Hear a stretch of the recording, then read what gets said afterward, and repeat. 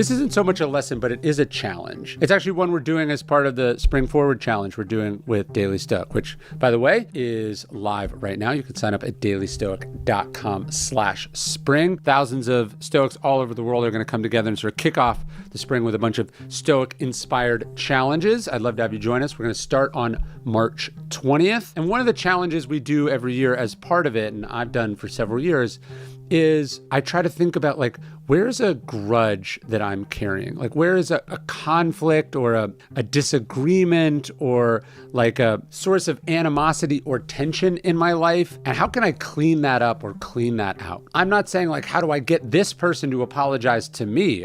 The Stoic would say, you don't control that. I do control what I decide to make amends for, what behaviors of mine I decide to own, where I lay down my weapons. And so I'd encourage you to think as you go into this spring, like, what is something you can fix, that you can apologize for, that you left hanging because you were at a place then that you couldn't be anything other than you were.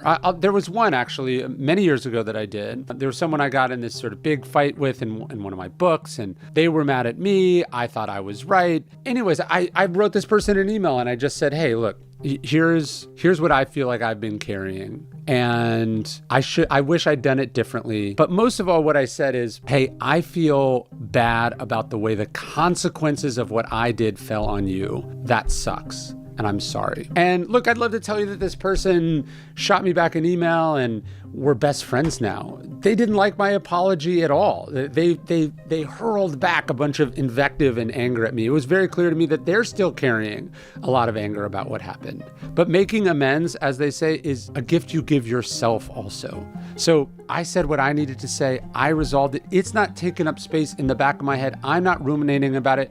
I'm not waiting for an apology from this person. I owned my part in it. I tried to be the person that I wanted to be. If that's not where they are, great. But I tried to clear that up. And wherever we can clear up these things, the better, right? This is something Marcus Aurelius says, that revenge is not being like the person that wronged you. Maybe you'll never get them to see your side of it, but let's not end up like them. Let's not end up like that person, which is still being like, just even the mention of my name clearly send this person in this tailspin.